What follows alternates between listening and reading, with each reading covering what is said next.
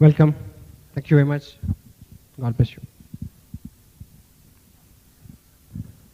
नमस्कार, आदाब। भुवनेश्वर की इस पावन धरा पे आज मैं पहली बार आने का सौभाग्य प्राप्त कर रहा हूँ और आपके महान जीवन का एक नन्हा सा स्मरण बनने का जो मौका मेरे को मिला है, बहुत प्राउड है मेरे को, उस पर बहुत गर्व है। और हिंदुस्तान भर में बल्कि दुनिया भर में आपका ये शहर और इसकी जो धार्मिक समृद्धि है उसके लिए दुनिया भर में विख्यात है ये धरा। हिंदू मैथोलॉजी के मुताबिक everybody is having dream to come and visit this city and this area as far as spiritual values are concerned. But in my past life, it was not, we haven't that time and money we could achieve,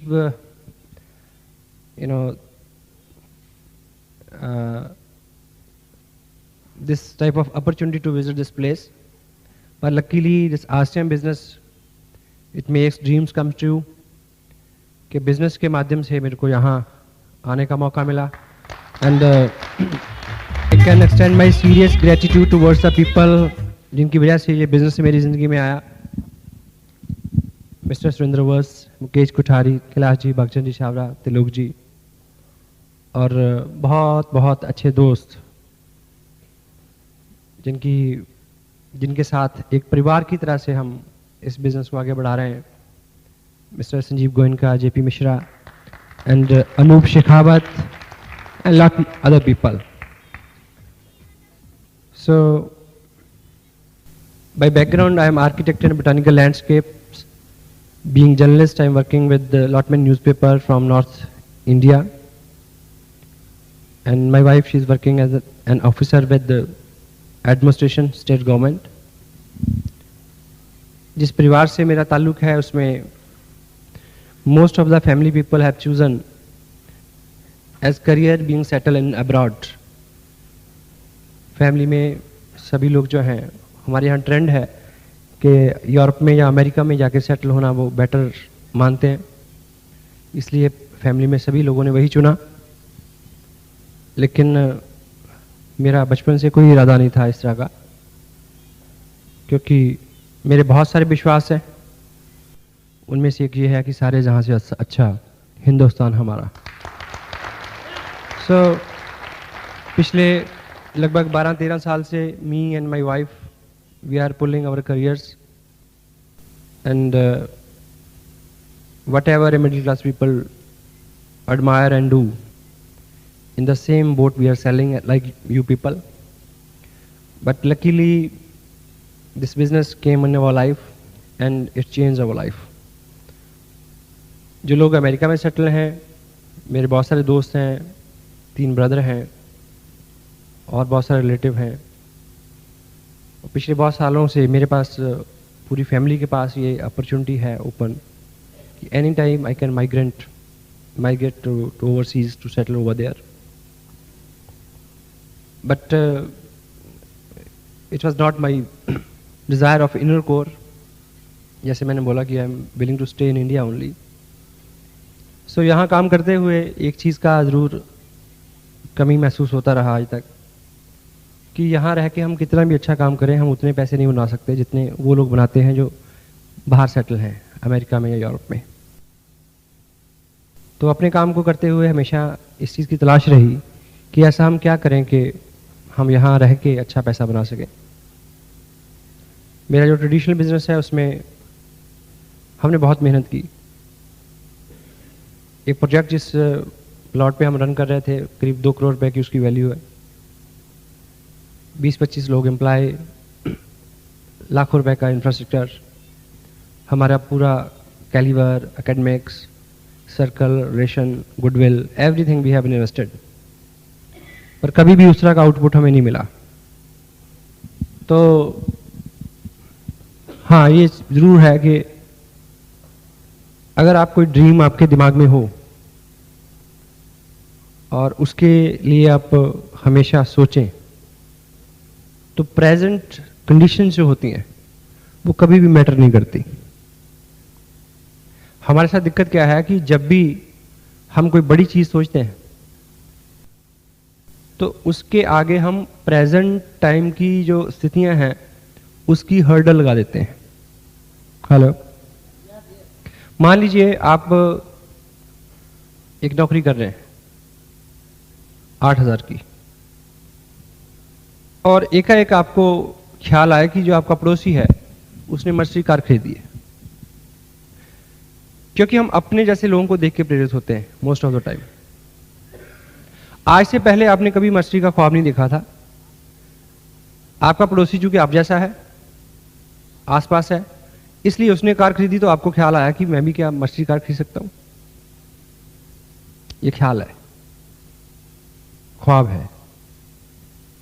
ऐसा ख्याल आते ही आप इसको रोक देंगे। क्यों? इस ख्याल से कि मैं 15 साल की नौकरी जो मैंने 3500 रुपए से शुरू की थी, 15 साल से तो मैं 8,000 पे पहुंचा हूं। हेलो, तो मर्सिडीज तक कब तक पहुंचूंगा? 45 साल की उम्र हो गई है। तो आपका मन कहेगा कि नहीं हो सकता। यानी फ्यूचर में जो आप अचीव करना चाहें उसको आपने अपने प्रेजेंट की स्थितियों से रोक दिया। लेकिन विज्ञान और मनोविज्ञान और आज की सारी स्टडीज ये बताती हैं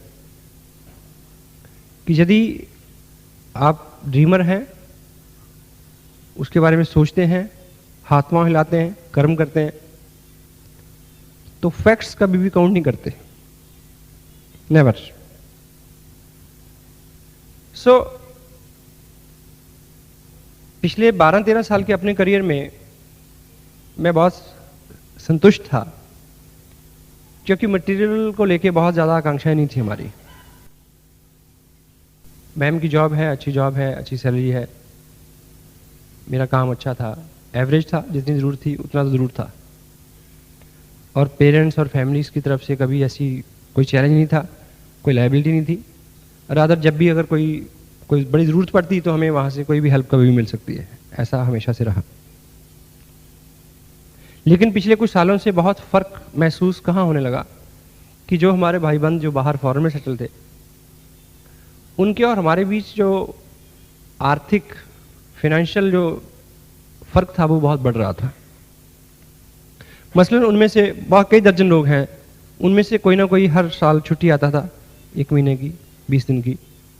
तो वो आने से पहले वो फ़ोन करते थे कि हम फ़लाँ से फ़लाँ डेट के बीच आ रहे हैं और फ़लाँ से फ़लाँ दिन आप स्पेयर रखना, हमारे साथ घूमने चलना, ऊटी चलेंगे, मंसूरी चलेंगे, मनाली चलेंगे। तो मन होता कि हाँ उनके साथ घूमना चाहिए, वो अपने दोस्त हैं, मित्र हैं, ब्रदर हैं। लेकिन हर बार एक चीज़ को लेके हम रुक जाते थे कि अगर हम उनके साथ घूमने जाएंगे तो सारा खर्चा वो करेंगे, तो वो ज़्यादा अच्छा नहीं लगता। वैसे भी अगर हमारे पास पर्याप्त पैसे नहीं होते, हमारा कोई दोस्त आया जिसके पास पर्याप्त पैसे हैं, वो आपको मिले आपके शहर में और आपको बोले कि चलो खाना खाने चलें, 5 स्टार में आपको ले जाए, और आपको पता है कि एक बार खाने का बिल 4,000 रुपये आना है, तो जब आप वेटर के पास जाएंगे तो आप एक्टिंग तो करेंगे पर्स पे हाथ मारने की कि ना ही निकले तो अच्छा है, इससे पहले कि वो निकाल के दे दे। हेलो, निकलता ही नहीं है, फंसा रहता है हाथ उसमें। तो ये ख्याल हमेशा रहता था, इससे पहले कि ये जो हमारी फीलिंग है जो हमारे बच्चों में जाए, वो इन्फीरियर फील करें उनके साथ, तो दिमाग ने दौड़ना शुरू किया कि कुछ ऐसा क्या हम हिंदुस्तान में रह के कर सकते हैं। उस दृष्टि से मैंने अपने काम में तवज्जो दी, उसमें कुछ नए प्रोजेक्ट लिए, 1-2 साल बहुत मेहनत और की और इन्वेस्टमेंट की, लेकिन कुछ अच्छा नहीं हो पाया। क्योंकि हम पूरे साल में बहुत सारा काम करके भी कभी ये स्थिति नहीं आती कि हम अपने काम से सोचेंगे भी चलो 1 लाख रुपया निकाल के कहीं रख दें, जेवर खरीद लें, कोई पार्टी कर दें, डोनेट कर दें। कोई बिजनेसमैन है यहाँ? Any businessman? तो ऐसा नहीं हो पाता, क्योंकि बिजनेस में क्या होता है, मान लीजिए आपका कोई बिजनेस है, तो उसमें आपने साल में 2 लाख रुपए कमाया, तो साल बीतते बीतते क्या होगा कि जो आपकी इन्वेस्टमेंट है, जो जिस जिस चीज में आप डील करते हैं, उसके रेट बढ़ जाएंगे। हेलो, 10-15% रेट बढ़ जाएंगे, उतनी आपकी इन्वेस्टमेंट बढ़ जाएगी। अगर आपका काम बढ़ गया तो आपको एक गोडाउन और लेना पड़ेगा, हेलो, या एक एजेंसी और लेनी पड़ेगी, उसके लिए डिपॉजिट करना है। मान लीजिए आप किसी प्रोफेशन में हैं, मान लीजिए आप एक स्कूल रन कर रहे हैं, बहुत अच्छा स्कूल है, आपने इस साल में 5 लाख रुपए बनाया, तो नेक्स्ट ईयर क्या होगा, आपको 2 कमरे और बढ़ाने पड़ेंगे उसमें बिल्डिंग में, और एक बस खरीदनी पड़ेगी। और हर साल स्कूल तो बढ़ता रहेगा, बसें भी बढ़ती रहेंगी, लेकिन आप वही ठन ठन गोपाल रहेंगे। ठीक है? सो कोई ऐसा बिजनेस, कोई ऐसा काम जिसमें पैसा हमारे पास मंथली आए और फिर जाए ना, ऐसी परिकल्पना दिमाग में आई। अभी आज आपने बहुत सारे लोगों को सुना, यहां से संजीव जी को सुना, यू नो कि which kind of money he is minting out of this business. तो आपको ये ख्याल आ सकता है कि भी क्या मेरा भी ऐसा हो सकता है, लेकिन वो ख्याल आते ही आपका जो प्रेजेंट है वो उसको रोक देता है। Got it? तो जब अपने दिमाग में ये ख्याल आया कि भी ऐसा हो सकता है, तो ईश्वर कृपा से सिर्फ इतना ही नेक काम हुआ कि प्रेजेंट स्थितियों से उसको रोका नहीं गया। हो सकता है। अब मान लीजिए आपने 15 साल पहले एक जॉब शुरू की 3500 रुपए पर मंथ से, और 15 साल बाद आप 8000 की इनकम पे आए, और आपके दिमाग में ख्याल आया कि भी 2 लाख रुपए महीना बन सकता है क्या अगले 2 साल में, तो आप उससे एवरेज निकालेंगे 15 साल से। हेलो, वहीं रुक जाएंगे, नहीं होगा। लेकिन फर्क कहां पड़ता है? मान लीजिए मुझे कन्याकुमारी जाना है और मैं दिल्ली से चला हूं, और दिल्ली से चला हूं मैं साइकिल से, और भुवनेश्वर तक आने तक मेरे को लगे 40 दिन। हेलो, और मेरे को टोटल कन्याकुमारी तक जाने के लिए मिले थे 41 दिन। 40 दिन में मैं यहां पहुंचा, तो क्या 41 दिन में मैं कन्याकुमारी पहुंच सकता हूं? नो। लेकिन हां, अगर मैं साइकिल छोड़ के प्लेन पकड़ लूं, फ्लाइट पकड़ूं, तो मैं पहुंच सकता हूं।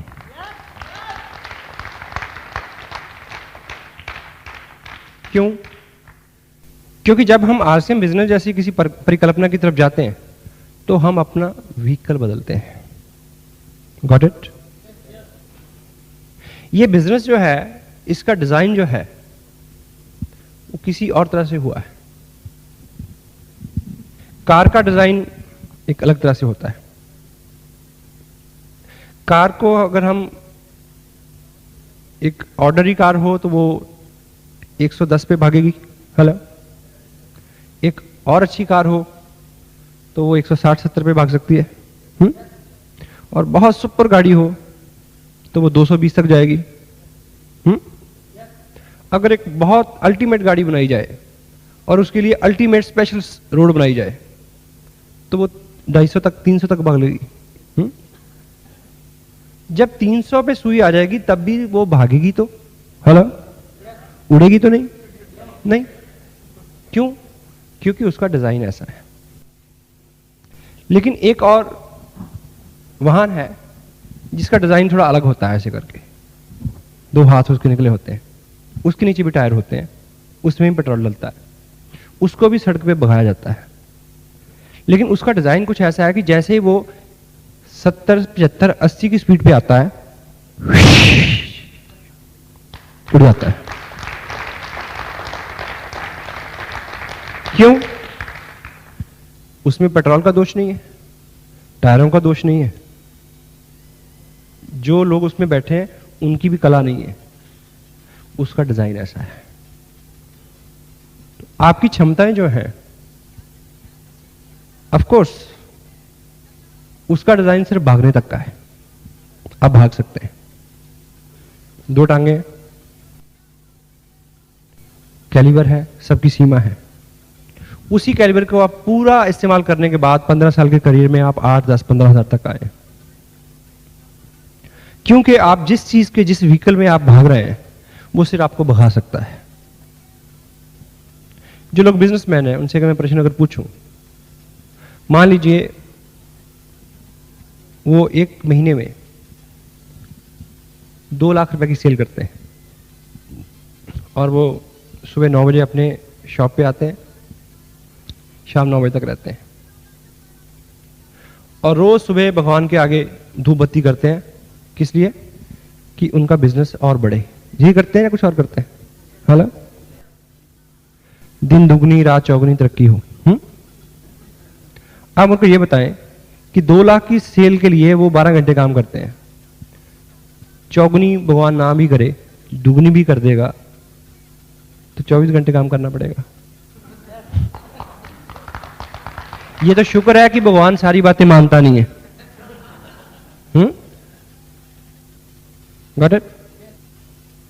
अभी तो संडे वाले पापा हैं, फिर हैप्पी न्यू ईयर वाले पापा हो जाएंगे, क्योंकि डिजाइन गलत है। उसमें अगर आप प्रोग्रेस करेंगे भी तो आपकी लाइफ जो है वो पैरालाइज हो जाएगी। और जिंदगी का मेन मोटो है उसको एंजॉय करना।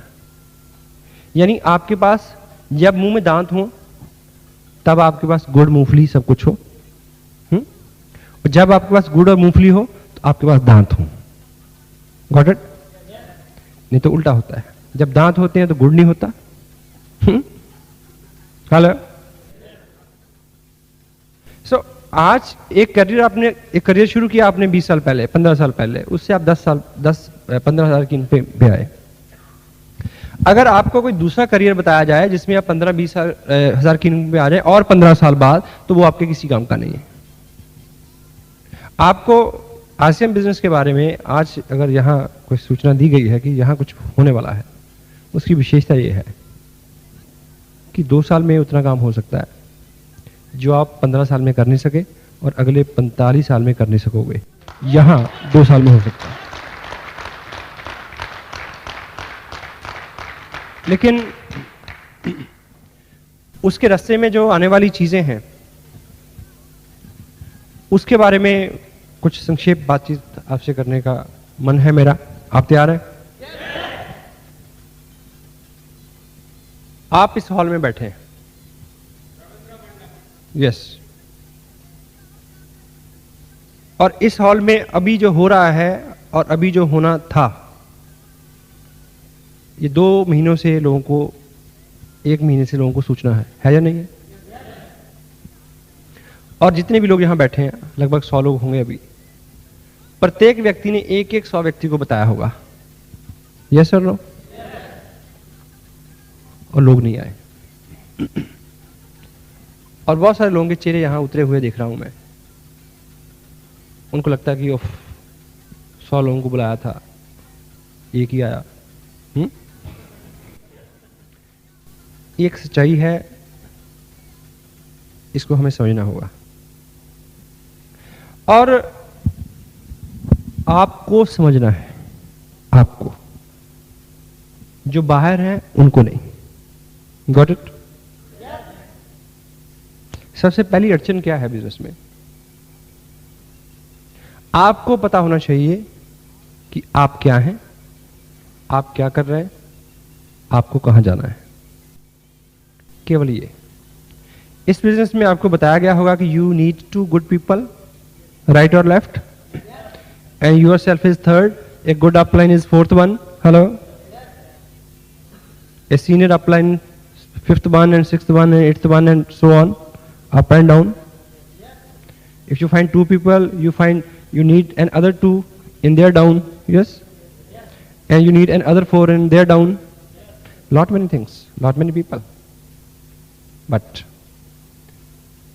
for success, to succeed in this business, you need one person only. That is you only. You.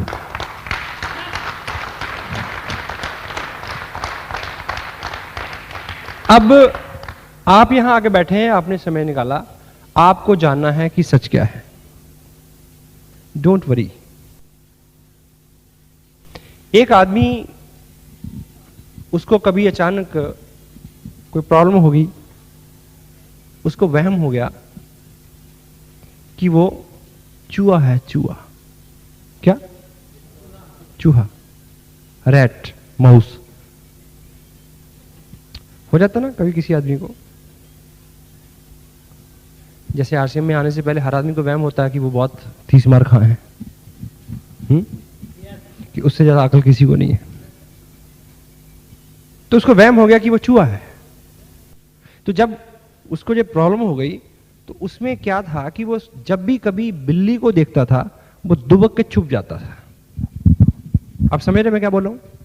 Hello. उसको ये वहम हो गया कि वो चूहा है। जब भी किसी बिल्ली को वो देखता, देख के वो छुप जाता कि मेरे को खा जाएगी।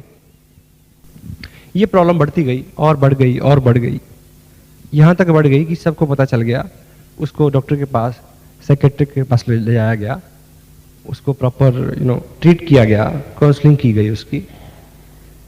1 सीटिंग, 2 सीटिंग, 3 सीटिंग, 4, 5 सीटिंग में डॉक्टर ने उसको करते करते अपने मेथड से उसको ये एहसास दिला दिया कि भाई तू चूहा नहीं है, तू शेर सिंह है। तो उसको विश्वास होने लगा, यानी उसका जो इलाज था वो ठीक दिशा में बढ़ रहा था। आखिर एक दिन डॉक्टर ने पूछा कि अब तुम बिल्कुल ठीक हो? बोला हाँ बिल्कुल ठीक हूं। अब बता तू क्या है? बोला शेर सिंह हूं। बोला चूहा तो नहीं हो? बिल्कुल नहीं। बोले तू अब समझ गया ठीक से? बोला समझ गया। फाइनल सीटिंग में डॉक्टर से उसने उसको फीस दी और हाथ मिलाया और डॉक्टर के क्लिनिक से बाहर गया। जैसे ही क्लिनिक से